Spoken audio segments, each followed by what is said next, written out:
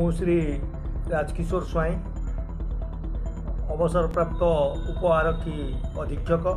ବର୍ତ୍ତମାନ ମୁଁ ଆମର କଟକ ନୂଆପଡ଼ାରେ ପରିବାର ସହିତ ଅବସ୍ଥାନ କରୁଛି। ବର୍ତ୍ତମାନ ସମାଜରେ ଖବରକାଗଜ ଖଣ୍ଡିଏ କିଣି ତାକୁ ପଢ଼ିବାର ଯେଉଁ ଆନ୍ତରିକତା ଉତ୍ସାହ ଧୀରେ ଧୀରେ ପାଠକମାନଙ୍କ ପାଖରୁ କମିଯିବାର ପରିଲକ୍ଷିତ ହେଉଥିବା ବେଳେ ଆମର ଓଡ଼ିଶା ସାମ୍ବାଦିକ ସଂଗଠନ ବର୍ତ୍ତମାନ ଯେଉଁ ପାଠକ ପର୍ବର ମହାସମାରୋହ ଆସନ୍ତା ଅଗଷ୍ଟ 24 ତାରିଖରେ ଭୁବନେଶ୍ୱର ଗୀତଗୋବିନ୍ଦ ସଦନରେ ଆୟୋଜନ କରିବାକୁ ଯାଉଛନ୍ତି। ଏହା ଏକ ଯୁଗାନ୍ତକାରୀ ଏବଂ ଅଭିନବ ପ୍ରୟାସ। ସେଥିପାଇଁ ମୁଁ ଆମର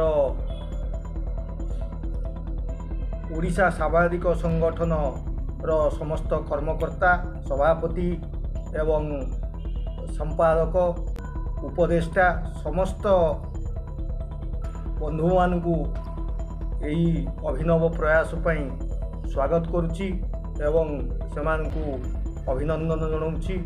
କାରଣ ଆମର ବର୍ତ୍ତମାନ ସମ୍ବାଦପତ୍ର ବା ଖବରକାଗଜ ଖଣ୍ଡିଏ ପଢ଼ିବା ଦ୍ୱାରା ଆମର ଯେଉଁ ଦୃଷ୍ଟିଶକ୍ତି କେମିତି ବୃଦ୍ଧି ହେଉଛି, ମାନସିକ ଦୁଶ୍ଚିନ୍ତା ଦୂର ହେଉଛି, ଜ୍ଞାନର ବିକାଶ ହେଉଛି। ଏଇ ଯେଉଁ ଜିନିଷ ଗୁଡ଼ାକ ଆମର ପାଠକମାନଙ୍କ ପାଖରେ ସୃଷ୍ଟି କରୁଛି ଖବରକାଗଜ।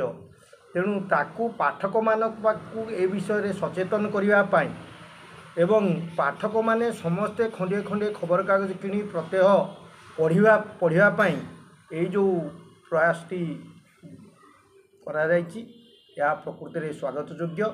ତେଣୁ ମୁଁ ଏହି କାର୍ଯ୍ୟକ୍ରମରେ ନିଶ୍ଚିତ ଭାବରେ ଆସନ୍ତା 24 ତାରିଖ ଅଗଷ୍ଟ 24 ତାରିଖରେ ଯୋଗଦେବି ଏବଂ ମୋର ସମସ୍ତଙ୍କୁ ଅନୁରୋଧ, ଆପଣମାନେ ମଧ୍ୟ ଏହି ଯୁଗାନ୍ତକାରୀ ମହା ଉତ୍ସବରେ ଯୋଗଦାନ କରି ପାଠକ ପାଠିକାମାନଙ୍କୁ ଏବଂ ଖବରକାଗଜ କିଣି ପଢ଼ିବା ପାଇଁ ପ୍ରେରଣା ଯୋଗାନ୍ତୁ ଏବଂ ସମସ୍ତେ ନିଜର କର୍ତ୍ତବ୍ୟ ଏବଂ ଅଧିକାର ବିଷୟରେ ସଚେତନ ହୁଅନ୍ତୁ। ଦେଶ ବିଦେଶର ଖବର ଜାଣନ୍ତୁ, ନିଜକୁ ସୁରକ୍ଷିତ ରଖିବା ସହିତ ସମାଜକୁ ତା'ର ଅବକ୍ଷୟରୁ ବଞ୍ଚାନ୍ତୁ ଏବଂ